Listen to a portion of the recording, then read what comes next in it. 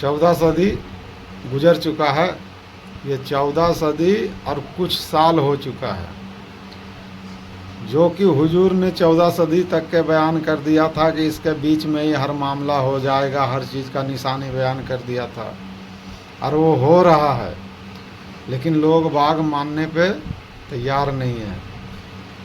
اور اس کے بعد بھی فرمایا کہ آخری دور میں قرب قیامت میں امام مہدی کا ظہور آنا ضروری ہے۔ شروع سے ہی جتنا بھی نبی آیا بڑے سے بڑے، سب کو یہ پیغام دیا گیا تھا کہ آخری دور، آخری زمانے میں امام مہدی آئے گا۔ اور وہ آخری زمانہ کب آئے گا؟ جب 14 صدی حضور کو بیت جائے گا، جو حضور کا ارشاد تھا، ارشاد مبارک تھا 14 صدی تک کے، اسی کے بیچ میں جتنا حضور نے بیان کیا تھا وہ چیز ہو جائے گا۔ اس کے 14 صدی کے بعد ہی امام مہدی کا نشانی ظاہر ہوگا۔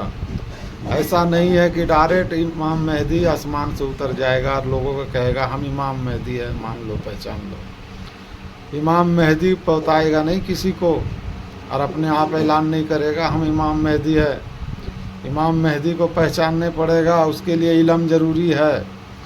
آپ کے پاس علم نہیں ہوگا تو آپ امام مہدی کو پہچان نہیں پائیں گے، اور جب امام مہدی کو پہچان نہیں پائیں گے تو امام مہدی کو ساتھ بھی نہیں دے پائیں گے، اور امام مہدی سے آپ کو کچھ حاصل بھی نہیں ہوگا۔ تو جو لوگ امام مہدی کو پہچانے گا اسی کو حاصل ہوگا، کچھ بھی ہوگا وہی امام مہدی کا پیروی کرے گا، اور وہی لوگ امام مہدی کا ساتھ دے گا، اور اسی کو اعلیٰ مقام نصیب ہوگا۔ تو چند ہی لوگ ہوگا جو اس کو پہچانے گا، اور پہچان کر وہی لوگ ان کا تعریف کرے گا اور ان کا پہچان بتائے گا۔ اور جب ان کا پہچان بتانے لگے تو پھر سمجھ لینا کہ وہ دور آ چکا ہے، امام مہدی کا نشانی ظاہر ہو چکا ہے۔ اس کے بعد امام مہدی کب آ جائے ہم لوگ کے بیچ میں، اس کا کوئی گارنٹی، کوئی پتہ نہیں ہے۔ تو ہم لوگ کو ایمان مطلب تسلیم، اگر جو ہم لوگ امام مہدی کا پہچان کا جو ہے پہچان لیے، اور ان کا جو آنے والا جو کچھ نشانی کو مان لیے، تو ہمارے لیے وہی کافی ہو جائے گا۔ اور اگر جو ہم اس کو جھٹلا دیے، اس لیے کہ وہ نشانی اللہ کے طرف سے ظاہر ہوگا، جب بھی ہوگا تو وہ نشانی اللہ کے طرف سے ظاہر ہوگا، اور اگر جو ہم وہ نشانی کو جھٹلا دیے تو ہم کافر ہو جائیں گے۔ جس طریقہ سے اگر جو کوئی بھی چیز اللہ کے طرف سے حق آ جائے، اس کو جھٹلا دینا کافر ہو جانا۔ جیسے حضور صلی اللہ علیہ وسلم کو جو لوگ لبیک یا رسول اللہ کہا وہ امتی کہلایا، صحابہ اکرام کہلایا۔ جو لوگ حل و حجت کیا وہ منافق کہلایا، اور جو لوگ انکار کر گیا وہ کافر کہلایا۔ اسی طریقہ سے جو لوگ امام مہدی کا نشانی کا انکار ہو جائے گا تو وہ کافر کہلائے گا۔ اس لیے دوست، اگر جو امام مہدی کا کوئی خبر ملے تو ان کے بارے میں سب سے پہلے جانچ ضرور کر لینا، اس کے بعد ہی اپنا زبان کھولنا۔ اگر جو حق رہے گا تو ماننا ہے، اور حق نہیں ہے تو پھر نہیں ماننا ہے۔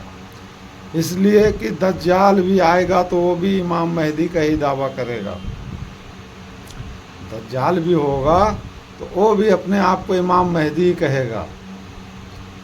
تو ہمیں دو لوگوں میں سے چننے پڑے گا، دونوں کا دور ایک ہی ہوگا، اتنا دھیان رکھنا دوست۔ کوئی بھی جلدی مسجد میں بھی اعلان نہیں ہوتا اس بات کا، اور ہم لوگ قرب قیامت میں جی رہے ہیں۔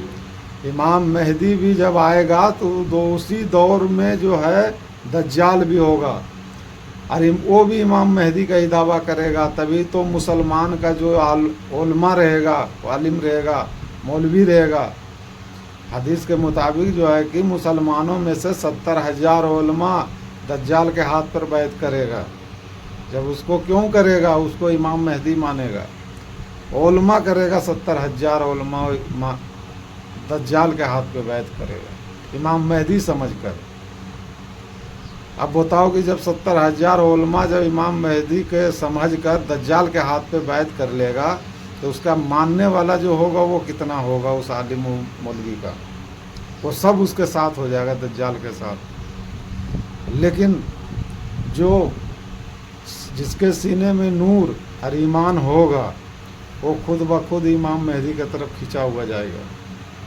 اس کا زبان سے کبھی بھی امام مہدی کا ایک لفظ خلاف ہو ہی نہیں سکتا، اس کے لیے ہی جینا مرنا ہو جائے گا۔ اگر جو امام مہدی جتنا دور بھی کیوں نہیں، اگر جو ہم انڈیا میں آئے، امام مہدی پاکستان میں آئے گا تو ہم خود بخود اس کے طرف کھینچا جائیں گے۔